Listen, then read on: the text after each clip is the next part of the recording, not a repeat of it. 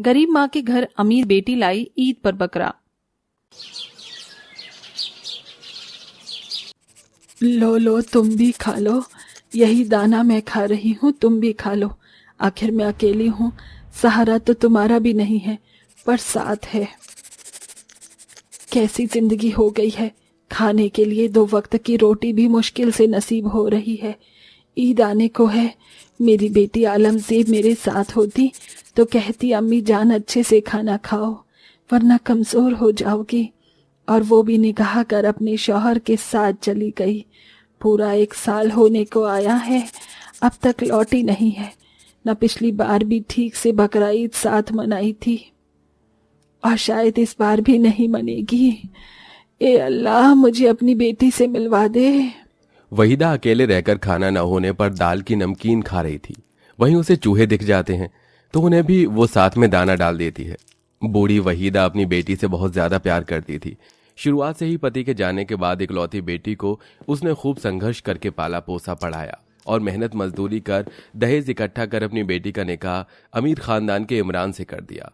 बेटी के जाने के बाद अब वो बिल्कुल अकेली हो चुकी थी। खैर, क्या बूढ़ी गरीब वहीदा अपनी अमीर बेटी से इस ईद पर मिल पाएगी या नहीं, जानने के लिए इस कहानी में आगे बढ़ते हैं।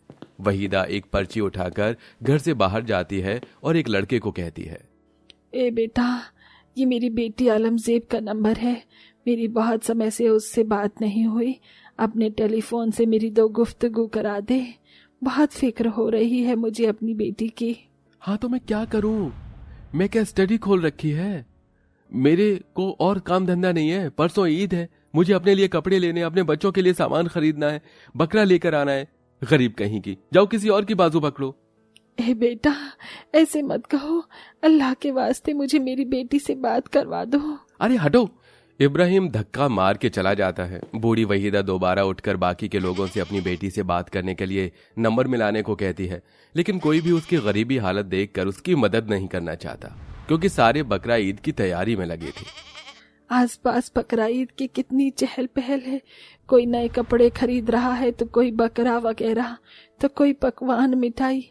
एक मैं ही हूँ जिस पर एक फोटी कौड़ी भी नहीं है। भीख का कटोरा लेकर बैठ जाना चाहिए। अरे हटो ना यहाँ से, बीच में खड़ी हो, वैसे ही आने जाने की जगह नहीं है। अरे बेटा, अल्लाह तुझ पर बरकत करेगा। बस एक बार मेरी बेटी से बात करवा दे, मेरे पास फोन नहीं है। ठीक है, लेकिन सिर्फ 2 मिनट ही बात करनी दूंगी। लाइए नंबर। रेशमा उस नंबर को डायल कर देती है, लेकिन 2 बार फोन मिलाने पर भी कोई फोन को नहीं उठाता। फिर रेशमा कहती है, ए बुढ़िया, किसका नंबर लगवा रही हो? कोई भी तो फोन उठा ही नहीं रहा। मेरा टाइम बर्बाद करवा दिया। हटो यहाँ से। अल्लाह, ये तेरा कैसा करम है कि मुझे अपनी बेटी से ना बात करने का मौका मिल रहा है, ना उसका दीदार करने का।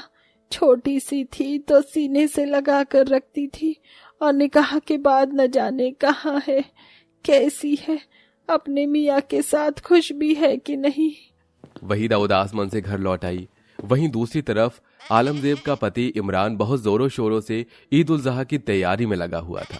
अरे ये कैसे चूजे जैसे बकरे लाए हो? हमारी दावत है, हमारी इमरान खान की। जाकर बड़े बड़े तंगड़े बकरे लेकर आओ, उनकी कुर्बानी दी जाएगी, ऐसे मरे हुए बकरों की नहीं। खुदा हमसे खुश कैसे होगा फिर? जी साहब। तभी डर डर कर आलमज़ेब अपने पति के पास आती है।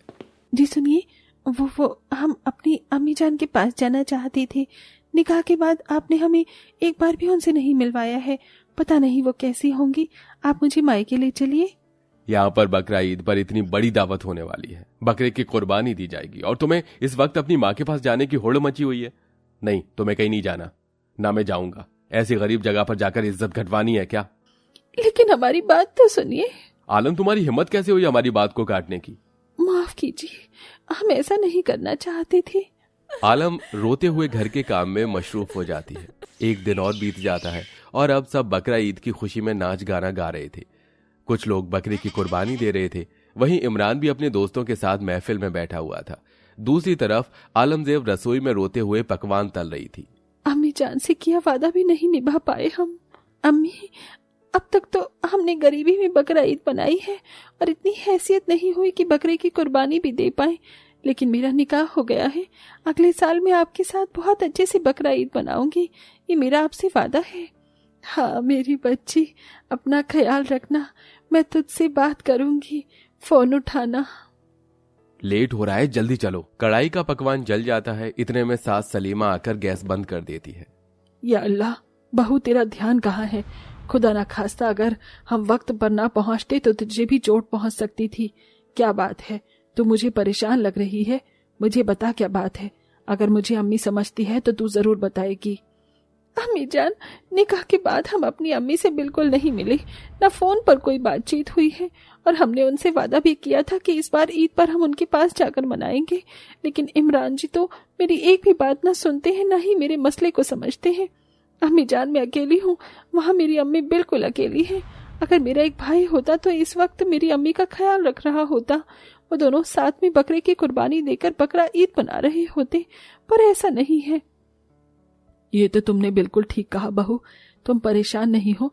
मैं इमरान से बात करती हूँ। तुम अपनी अम्मी के साथ आज बकरा ईद जरूर मनाओगी। क्या सच में अम्मी जान? पर वो नहीं जाएंगे। कैसे नहीं जाएगा? हम उससे बात करेंगे।